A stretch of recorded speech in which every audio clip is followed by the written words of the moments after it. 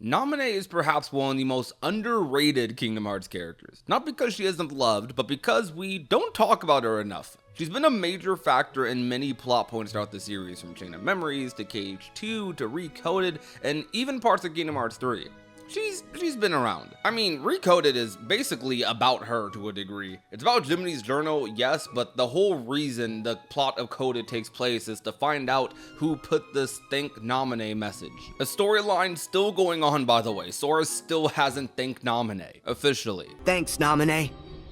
Oh, that's not the official thank you. They always manage to find a way to use Namine's powers in a very interesting way in the Kingdom Hearts franchise. But what exactly are Namine's powers? Well, she can alter memories of characters, but specifically those close to Sora, including Sora himself. But this could also factor into characters like Roxas, Ventus, and Xion. However, something very interesting about her powers that I'm not super duper clear on is that she can actually contact people like within people's memories. So for example, this is how she was able to contact the Lingering Will, or Terra, in Kingdom Hearts 3 and tell him to come save the Guardians of Light. She says in the final world that while sifting through memories, she was able to speak to Terra. So while directly sifting through people's memories, she seems to have the ability to be able to contact the actual person through that power. What we're trying to establish is that Namine's abilities, while extremely powerful, are also quite mysterious when it comes to their specifics. But it's not just because it's her abilities that are mysterious, but it's also that memories in Kingdom Hearts are mysterious. I think her being able to contact Terra or the Lingering Well by sifting through memories is a evolution of her power a little bit, and who knows where it can grow from here. We're going to take a little bit of a deep dive discussion with Namine and her powers and her potential for Kingdom Hearts 4 or just the Lost Master saga as a whole. And if you love discussing Kingdom Hearts and speculation like this, make sure to hit the subscribe button down below. So if you've been following the Kingdom Hearts lore and are up to date with even the mobile titles for Kingdom Hearts, you would know that Ventus, Marluxia, Elrina, these characters in the mobile games that are also in our main timeline, they got some memories that we need to find out about, that the Guardians need to be made aware of, especially with the pending doom that is upon them, with the Foretellers and the Master of Masters coming into play, and potentially the Darkness is coming back as well. Ventus was revealed to be Strelitzia's killer, or rather Darkness controlled Ventus was Strelitzia's killer, and it's unclear if Ventus remembers this or not.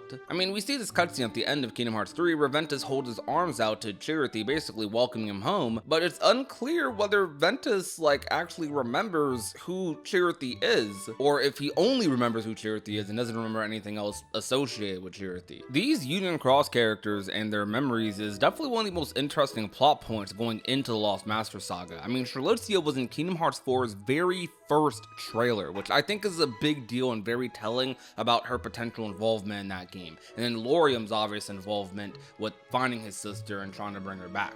Awakening Ventus's memories would be such a big deal. It's somewhat implied from their death scenes in the organization that Marluxia and Larxene do kind of remember what happened, at least during their final moments. Which is crazy to think about a little bit when you add the context that in Remind, there is a 1-year time skip during the Limit Cut episode. So during that 1 year, they did not contact Ventus, they did not contact the Guardians of Light, and they're just waiting around potentially? I think Marluxia and Larxene are the only characters who can just remind Ventus of what happened and bring those memories back without using Namine's powers. But maybe there's even deeper memories that they don't even realize that Ventus could have discovered through Namine. I think Namine's absence in Melody of Memory was a little odd considering memories are a little bit her thing, but I think Melody of Memory was probably just an excuse to make a rhythm game and they didn't include that many characters in it because of that. Riku said in Limit Cut that they were searching Roxas and Xion's memories, and I'm positive it has to be Namine doing this. I just don't know who else would. Kairi is with Ansem and they're studying Radiant Garden. The Birth by Sleep trio went to the Realm of Darkness, and there's no one else with memory powers or capabilities that we know of aside from Namine, so it would make sense that Namine would be helping them out with that.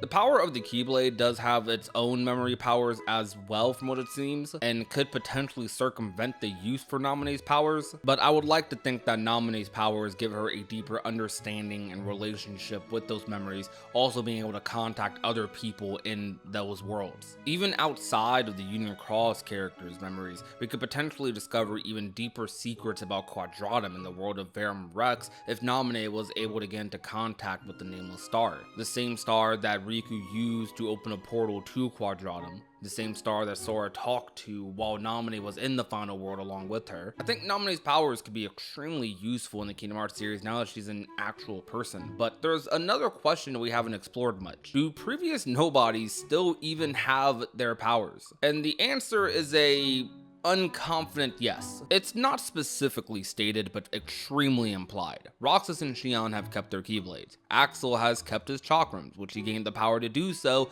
in the organization. And in Dream Drop Distance, we see him creating dark portals like when he did to save Mickey and Minnie. With all the supporting evidence, it would seem that Namine keeping her powers isn't a shot in the dark after being completed. I'm admittedly unsure if Namine will have a huge role in Kingdom Hearts 4. For the same reason, I don't know if other characters will have huge roles in Kingdom Hearts 4. While I would like them to, and I think it would be amazing to use these characters who finally came back, they might be saving them for a different game, maybe a Kingdom Hearts 5 or maybe a non-numbered title after Kingdom Hearts 4. From what we've heard about KH4, Nomura wants to focus very much so on Sora's disappearance in Quadratum. But something that makes me think Namine could have the upper edge is regarding Sora's disappearance, Namine's powers could be extremely useful. Finding out more about this world that the Nameless Star is from that Riku was sent to, even rediscovering Ventus's memories could make Sora's return even more urgent and impending. I think Namine has a very unique position among the original Kingdom Hearts characters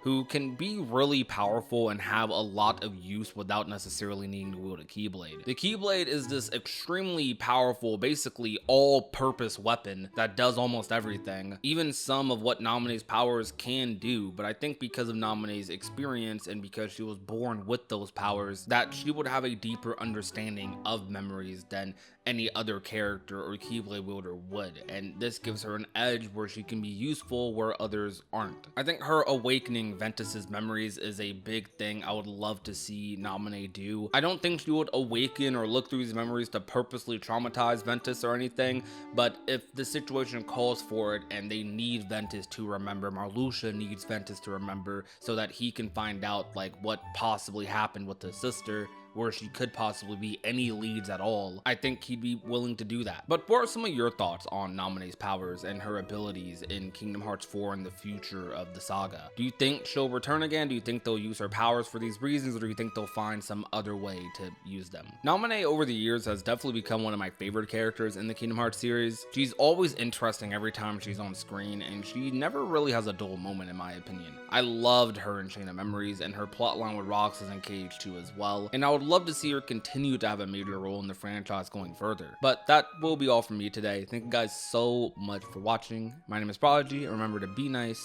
be safe, and take care everyone.